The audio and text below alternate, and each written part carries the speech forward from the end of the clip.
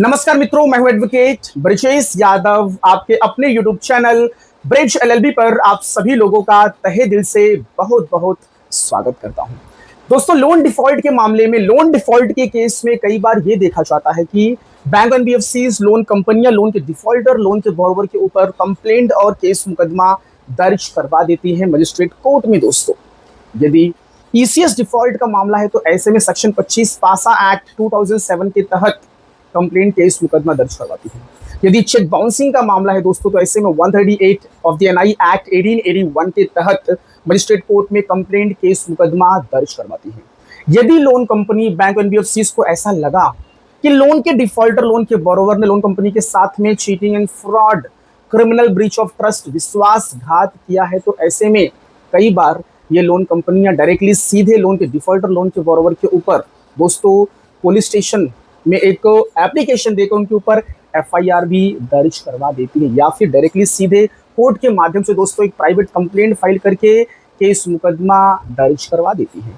अब ऐसे में दोस्तों, जब लोन के डिफॉल्टर, लोन के बोरोवर के ऊपर इस प्रकार का कोई भी कंप्लेंट, केस मुकदमा दर्ज हो जाता है, तो ऐसे में आगे चलकर कोर्ट के द्वारा, कोर्ट के माध्यम से दोस्तों सबसे पहले प्री कॉग्निजेंस की नोटिस आती है।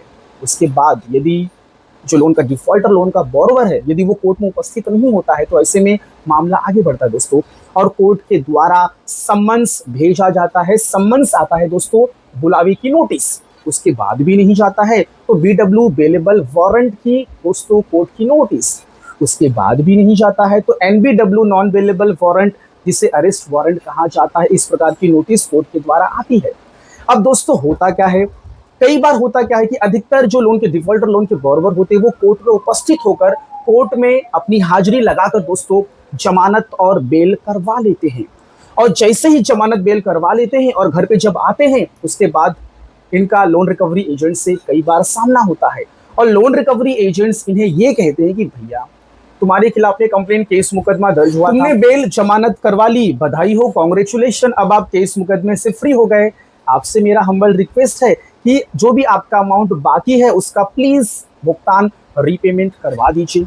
अब ऐसे में जब लोन रिकवरी एजेंट्स लोन के डिफॉल्टर, लोन के बोरोवर से कुछ इस प्रकार से बात करता है ना, तो लोन के डिफॉल्टर, लोन के बोरोवर का जो कॉलर है वो टाइट हो जाता है कि यार, अब तो मैं केस मुकदमे से फ्री हो गया, अब मुझे लगता है अब पैसे देने की जरूरत नहीं है, अब जो पैसे आएंगे तो मैं दूंगा और मेरा तो केस मुकदमा खत्म हो गया। दोस्तों, यहीं पर लोन के डिफॉल्टर, लोन के बोरोवर की सबसे बड़ी भूल और सबसे बड़ी गलतफहमी मानी जाती है। दोस्तों, डियर फ्रेंड्स, एक चीज दिमाग में सेट और फिट कर लीजिए, जब तक आपका लोन का जो भी अमाउंट बाकी है, जब तक उसका रीपेमेंट, भुगतान नहीं होता है, पूरा फोरक्लोज नहीं होता है, या फिर जब तक आपका सेटलमेंट, नेगोशिएशन, समझौता लोन कंपनी से नहीं होता है, तब तक दोस्तों ये केस मुकदमा, ये कंप्लेंट खत्म नहीं होता है। दोस्तों, डियर फ्रेंड्स, जमानत कराते ही केस मुकदमा खत्म, ये कैसे आपने सोच लिया?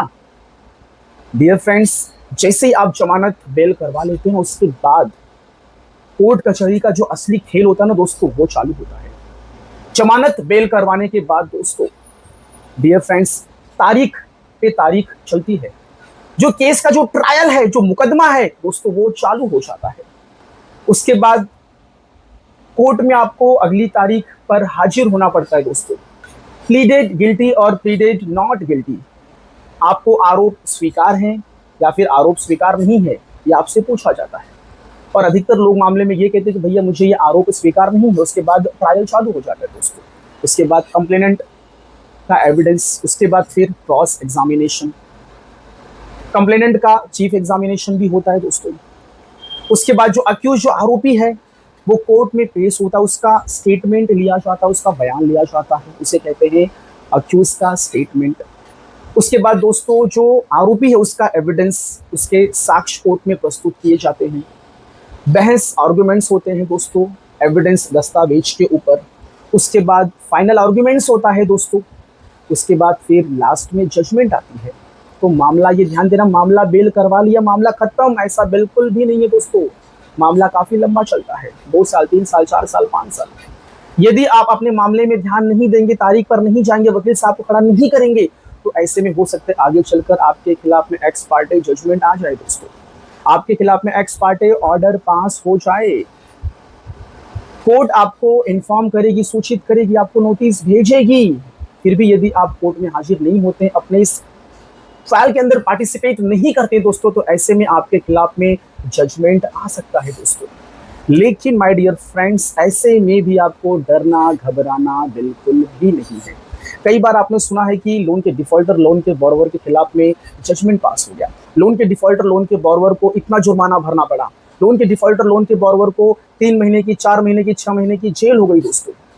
डियर फ्रेंड्स, ये जो आपने सुना है ना, हो गई जेल, तो ऐसा नहीं है कि यदि आप केस हार गए, आपके खिलाफ में जजमेंट पास हो गया और आप यहाँ पे दोष सिद्ध हो गए, आपका कन्विक्शन हो गया, तो इसका मतलब ये नहीं कि तुरंत सेम डे आपको तुरंत जेल भेज दिया जाएगा दोस्तों। ऐसा बिल्कुल भी नहीं है। आगे और भी लीगल रेमेडीज आपके पास अवेलेबल है दोस्तों। यदि ऐसा कुछ आपके साथ में हो जाता है, तो इस चीज की जो जानकारी है मैं आपको इस वीडियो के माध्यम से दे रहा हूं कि इसमें आपको डरना घबराना बिल्कुल भी नहीं है दोस्तों। यदि आपके खिलाफ में, आपके अगेंस्ट पे जजमेंट पास हो जाता है, कन्विक्शन हो जाता है, दोष सिद्धि हो जाती है, जेल हो जाता है, जुर्माना हो जाता है, तो ऐसा नहीं है कि तुरंत उसी दिन, जिस दिन आपको कन्विक्शन हुआ उसी दिन आपको जेल भेज दिया जाएगा। बिल्कुल भी नहीं दोस्तों। यहां पर सेक्शन 25, सेक्शन 138 चेक बाउंसिंग के मामले में जो अधिकतम जो पनिशमेंट है, जो सजा है दोस्तों, वो है मैक्सिमम 2 ईयर्स की। और कानून में, लॉ में लिखा है कि यदि मैक्सिमम पनिशमेंट यदि 3 ईयर्स है या फिर उससे कम है, तो ऐसे में यदि दोष सिद्धि कन्विक्शन होता है तो तुरंत जेल भेजने का प्रावधान नहीं है दोस्तों। ऐसे में डियर फ्रेंड्स, जो मजिस्ट्रेट कोर्ट है, यदि आपके इस मैटर में आपके खिलाफ में जजमेंट आता है, कन्विक्शन होता है, तो आपको अपील करने का दोस्तों आपको मौका दिया जाता है। आप ऊपर की कोर्ट में अपील फाइल करते दोस्तों, सेशन कोर्ट में अपील फाइल करते हैं, और जिस दिन आपको कन्विक्शन होता है, आपके वकील साहब क्या करेंगे, तुरंत इमीडिएटली दोस्तों सेंटेंस के सस्पेंशन की एप्लीकेशन लगाएंगे और साथ में दोस्तों पेंडिंग बेल अपील की एप्लीकेशन लगाएंगे, और आपको दोबारा एक बार वापस से आपको बेल लेना होता है दोस्तों। तो सेंटेंस के सस्पेंशन की एप्लीकेशन और पेंडिंग बेल अपील की एप्लीकेशन लगती है दोस्तों। और जब तक आपका मामला कोर्ट में पेंडिंग रहेगा, तब तक आप बेल पर आप बाहर रहोगे, आपको जेल नहीं भेजा जाएगा दोस्तों। क्योंकि यहाँ पे जो अधिकतम जो आपके इस मामले में जो पनिशमेंट है वो मैक्सिमम 2 ईयर्स का है, लेकिन दोस्तों मैक्सिमम 3 ईयर्स के पनिशमेंट या फिर उससे बिलो के मामले में यदि कन्विक्शन हो जाता है, तो ऐसे में दोस्तों तुरंत जेल भेजने का प्रावधान नहीं है। तो आपको डरना घबराना बिल्कुल भी नहीं है। मामला अपील में जाएगा, वहां भी चलेगा दोस्तों लंबे समय तक। अगर वहां से भी हार गए तो मामला हाई कोर्ट जाएगा, वहां भी चलेगा दोस्तों। तो सेक्शन 25, 138 के मामले में तुरंत इमीडिएटली जेल भेजने का ऐसा कोई भी प्रावधान नहीं है दोस्तों। कुछ लोग मुझे अब ये पूछेंगे कि सर जी, मैंने तो बेल पहले करवा लिया था, अब कन्विक्शन दोष सिद्धि होने पर दोबारा वापस से बेल, तो दोस्तों वो ट्रायल के समय आपको दिया गया बेल था, वो समाप्त हो जाता है। जैसे कन्विक्शन होगा तो आपको अगेन दोबारा वापस से आपको बेल लेना होगा और आपको श्योरिटी और बेल बॉन्ड का आपको कंप्लायंस करना पड़ेगा दोस्तों। और जैसे ही आपका आपको कन्विक्शन होता है, आपको सजा होती है दोस्तों, तो अगले 30 दिनों के अंदर आपको ऊपर की कोर्ट में आपको अपील फाइल करनी पड़ती है दोस्तों। तो डियर फ्रेंड्स, बस ये मैंने आपको एक प्रोसीजर बताया कि आप अपने दिमाग से एक चीज निकाल दीजिए कि बेल करवाते ही मामला खत्म हो जाएगा। ऐसा बिल्कुल भी नहीं दोस्तों। केस मुकदमा चलेगा, ट्रायल चलेगा दोस्तों, ये ध्यान देना, आप बात को नोट कर लेना। तो आपको केस में पार्टिसिपेट करना है। दूसरी चीज, सेक्शन 138, सेक्शन 25 के मामले जो होते हैं दोस्तों, वो बेलेबल ऑफेंस के मामले होते हैं। ऐसे में यदि आपके खिलाफ में, आपके अगेंस्ट में यदि BW बेलेबल वारंट जारी हो गया हो, या फिर NBW नॉन बेलेबल वारंट जारी हो गया हो, या फिर अरेस्ट वारंट जारी हो गया हो दोस्तों, तो ऐसे में डरना घबराना बिल्कुल भी नहीं है। ये सारे के सारे मामले बेलेबल ऑफेंस हैं। ऐसे में आप कोर्ट में हाजिर होकर अपनी उपस्थिति लगाकर आप सेम डे आप बेल करवा सकते हैं दोस्तों, इमीडिएटली तुरंत। बेल करवाने के बाद आप बेल बॉन्ड श्योरिटी का कंप्लायंस करवाइए दोस्तों, और इमीडिएटली आप रिहा कर दिए जाएंगे। तो अपने मन से ये डर निकाल दीजिए। यदि कोई आपको कहता है ना कि भैया तुमने सेक्शन 25 में इससे डिफॉल्ट कर दिया, चेक बाउंस तुमने करवा दिया, अब तुमको जेल भेज दिया जाएगा, ऐसा कुछ भी नहीं। ये सब डराने वाली बातें हैं दोस्तों। और आपको पता है क्या, ये सेक्शन 25, 138 सारे मामले दोस्तों कंपाउंडेबल इन नेचर हैं। कंपाउंडेबल इन नेचर का मतलब ये हुआ कि केस के दौरान कभी भी यदि आपका पैसे का फंड का जुगाड़ अरेंजमेंट हो जाता है, तो आप लोन कंपनी के साथ में बातचीत करके आप अपने इस मामले को आप खत्म करवा सकते हैं। आप लोन कंपनी को पैसा दे दो, जो भी सेटलमेंट वाली जो अमाउंट आपकी बातचीत हुई रहेगी, वो अमाउंट देकर लोन कंपनी से आप NOC ले लो, नो ड्यू सर्टिफिकेट्स ले लो, और वो पेपर्स आप कोर्ट में सबमिट कर दो दोस्तों। और बैंक के जो एडवोकेट्स हैं उनसे बातचीत करो कि भैया पेमेंट आ गया, आप अपडेट ले लीजिए ऊपर से अपने बैंक से। अपडेट लेकर लोन कंपनी के जो एडवोकेट्स है वो कोर्ट के समक्ष केस के विड्रॉल की एप्लीकेशन लगाएंगे दोस्तों, और आपके एडवोकेट सर भी थोड़ा सा आर्गुमेंट कर लेंगे, भैया कि पेमेंट हो गया, तो केस डिस्पोज्ड ऑफ का ऑर्डर पास हो जाएगा। डियर फ्रेंड्स, ये बात याद रखना, सेक्शन 25 138 के जो मामले ये सिर्फ इसलिए दर्ज किए जाते हैं कि भैया मनी और पैसे की रिकवरी हो सके। इन मामलों का इंटेंशन ऐसा बिल्कुल भी नहीं है कि आपको जेल हो, आपको सजा हो, आपको जुर्माना हो। दोस्तों यहां पे सिर्फ मनी की रिकवरी करने का इंटेंशन होता है यहां पे इन सारे केसेस का दोस्तों, क्योंकि ये क्रिमिनल ऑफेंस है दोस्तों। Section 25 138 is a criminal offence, ठीक है।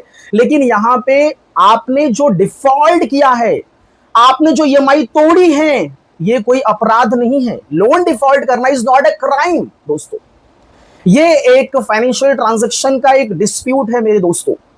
आपने लोन की ईएमआई नहीं भरी, दैट मींस कि आपने अग्रीमेंट का ब्रीच किया, आपने कॉन्ट्रैक्ट को तोड़ा है, आपने आपकी फाइनेंशियल ऑब्लिगेशंस को आपने पूरा नहीं किया है। तो ऐसे में आपके इस डिस्प्यूट में सिविल का मामला बनना चाहिए दोस्तों। ये मामला सिविल कोर्ट में जाना चाहिए, वहां पे लाइक ऑर्डर 37 में समरी सूट फाइल किया जाना चाहिए, मनी रिकवरी का सूट सिविल न्यायालय में फाइल किया जाना चाहिए। लेकिन क्या होता है कि एक क्रिमिनल केस का एक डर दिखाकर दोस्तों यहां पे मनी की रिकवरी की जाती है थ्रू सेक्शन 25 पासा एक्ट और through cheque bouncing section 138 of the NI act 1881 के तहत। तो यहां पे इस पूरे लॉ का कतई इंटेंशन नहीं कि भैया तुमको जेल भेजा जाए। यहां पे लोन कंपनी बस इन दो धाराओं का उपयोग करके आपके खिलाफ में केस मुकदमा दर्ज करवा देती, आपको डराती है और आपसे पैसे निकालती है दोस्तों। तो ऐसे मामले में बिल्कुल भी डरना नहीं है।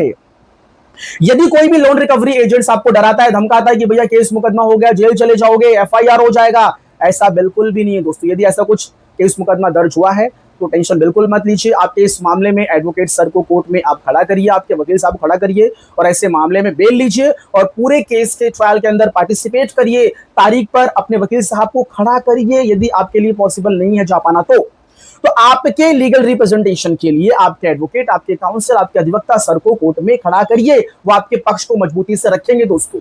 और ऐसे में ये मामला चलेगा चलेगा चलेगा और बीच में कभी भी यदि आपका पैसे का जुगाड़ अरेंजमेंट हो जाता है, लोन कंपनी से बातचीत करके मामले को सेटल्ड कर लीजिए या फिर फोरक्लोज करवा लीजिए रेगुलर तरीके से दोस्तों। ये पूरा वीडियो बनाने का मेरा सिर्फ एक ही इंटेंशन था कि भैया तुम्हारे अंदर जो डर है ना जेल का, वारंट का, वो तुम्हारा डर में खत्म कर दूं, दैट्स इट।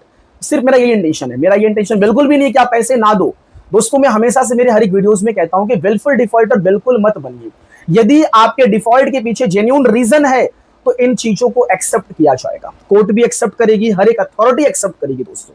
यदि आपका कोई लाइक बिजनेस व्यापार में नुकसान हो गया, कोई बहुत बड़ी मेडिकल इमरजेंसी से जॉब लॉस हो गया है, तो ये सारे जेन्युइन रीजन है दोस्तों।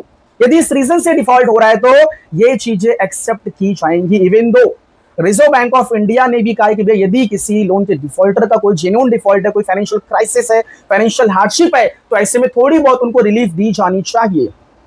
उनके लोन के ईएमआईज में रिस्ट्रक्चरिंग करके दे दो, उनको टाइम एक्सटेंशन दे दो, मोरेटोरियम पीरियड दे दो। तो ऐसा नहीं करना चाहिए कि भैया कोई कोर्सिव एक्शन लिया जाना चाहिए लोन के डिफॉल्टर, लोन के बोरो के खिलाफ के अगेंस्ट में दोस्तों। तो डरना घबराना बिल्कुल भी नहीं है दोस्तों। और यदि आपका डिफॉल्ट होता है तो ऐसे में तुरंत इमीडिएटली आप लोन कंपनियों को इंटीमेशन लेटर दीजिए, लीगल प्रायर नोटिस दीजिए, आपकी जो भी दिक्कत समस्याएं हैं लोन कंपनियों को बताइए दोस्तों। यदि उसके संबंध में कोई दस्तावेज, कोई एविडेंस, कोई सबूत है तो वो भी लगा दीजिए कि भैया मेडिकल इमरजेंसी है, ये मेडिकल सर्टिफिकेट्स हैं। बिजनेस व्यापार में नुकसान हुआ है, ये मेरा income tax return file ITR है, देख लीजिए इसमें कोई भी इनकम शो नहीं हो रही है, लॉस हो रहा है। अपने बैंक के लास्ट 6 मंथ के, 3 मंथ के बैंक स्टेटमेंट्स लगा दीजिए दोस्तों। आप बैंक एनबीएफसी को क्लैरिफाई करिए, उनको सेटिस्फाइड करिए कि जेन्युइन डिफॉल्ट है, ये रीजन है। उनसे टाइम एक्सटेंशन लीजिए।